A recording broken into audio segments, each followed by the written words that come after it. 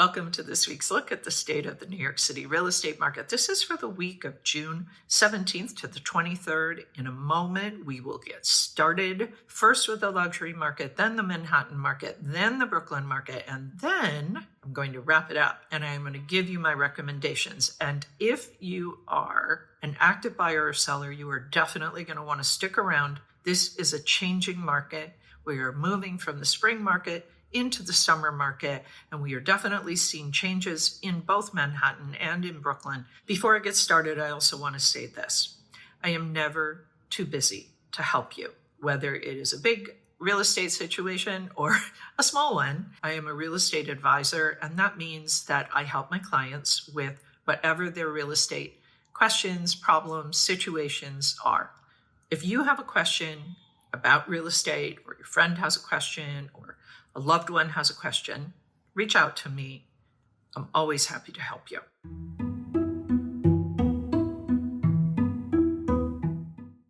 Okay, now we're going to get started with the luxury market.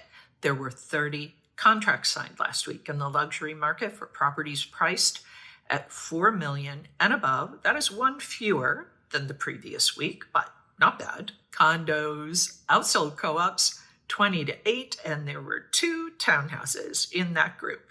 The number one contract was apartment 19D20D at 211 Central Park West, asking just under $20 million. Both of these apartments were sold by one owner who actually never combined them. The units were listed in February. The seller purchased 19D for a little over $10 million in August of 2010 from the actress Glenn Close, and then later purchased 20D for $6.6 million in May of 2018. The 2 apartments have a total of 13 rooms, including 5 bedrooms and 5.5 bathrooms. Apartment 19D has 2 terraces. There are plans for this drawn for a duplex by the architect Peter Penoyer, but the seller did not move forward with this renovation. The corner units together total approximately 4,400 square feet and feature gorgeous Central Park and southern views of the city. The units are in the Beresford, and the amenities include doorman, fitness center, and storage.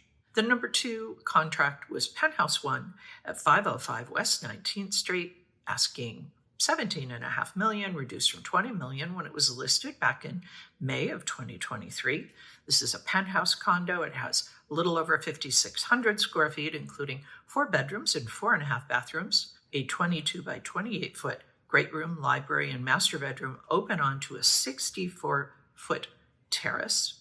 The seller paid $15,350,000 back in August of 17, and the building was built in 2015 with 35 units. Amenities include a doorman, fitness center, bicycle and storage rooms, and a laundry room. The total weekly asking price sales volume, $231,240,000. Average asking price, $7,708,000. Median asking price, $6,322,500. Average discount from original ask to last asking price, 8%. Average days on the market, 464. That's it for the luxury report. We're going to move on now, take a look what happened in Manhattan last week and how that market is changing. Any questions, please post them below or reach out to me directly at Sotheby's.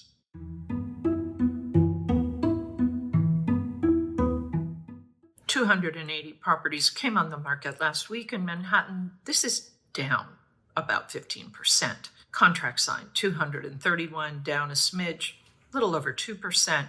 Off-market properties rose, 158, up a little over 23%. The supply for the month, 1,328, down almost 27%. Contract signed, 881, down almost 14%. Off-market rose almost 14%, 602. The latest Market Pulse reading is down about 1.5%, down a little over 1% from last month, down just under 1% from last year, we continue to see that we are in a neutral market in Manhattan. And if we look at the liquidity pace chart, this 30-day moving window, 881, that is down almost 11% from last month, down almost 8% from last year. Manhattan discounts by contract sign date. A look at the discount from original ask by contract sign date in Manhattan shows a drop in median listing discount during the spring.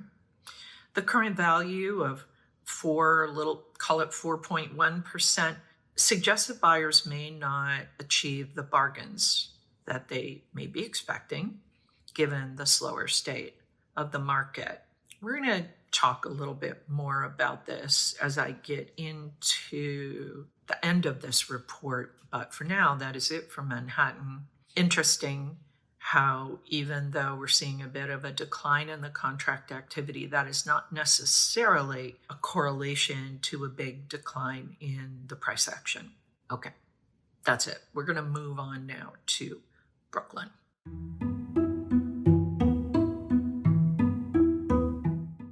172 properties came on the market last week in Brooklyn. That's down almost 11%. Contracts signed 138, up 15%. Off market down a little over 5%, 70. Properties came off market. Supply 842 for the month. That's down a little over 15%. Contracts signed 536, also down a little over 18%. Off market 280, that's up almost 21% for the month. The Market Pulse reading down just a smidge, down under 1% from last month, down almost 3% from last year. But we continue to see in Brooklyn that we remain in this neutral market. The 30-day liquidity pace chart shows that we are down over 16% from last month at 536 contracts signed, and down almost 17% for the year. If we look at the Brooklyn discounts by contract signed date, we see a sharp drop in the median listing discount during the spring.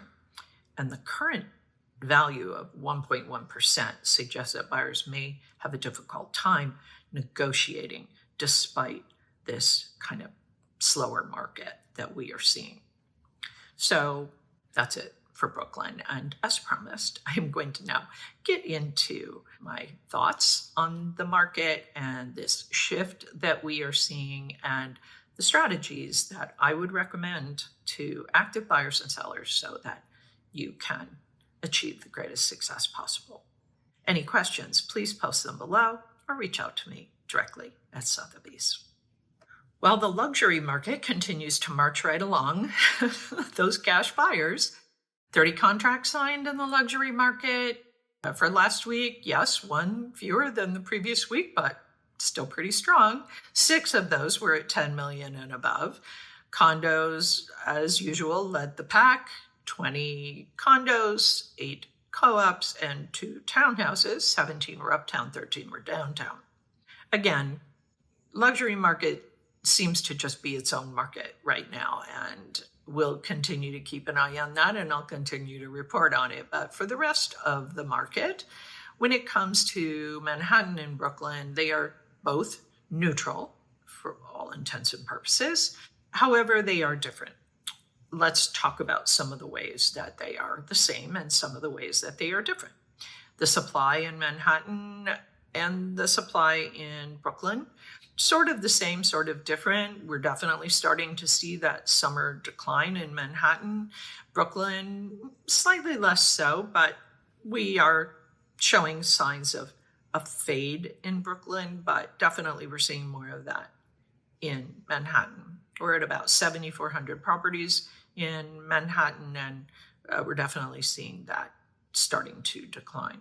When it comes to contracts being signed, Manhattan definitely, still going sideways. And we're very likely, if this trend continues, we'll likely, begin to see more of a decline in the contract activity in Manhattan in the coming weeks.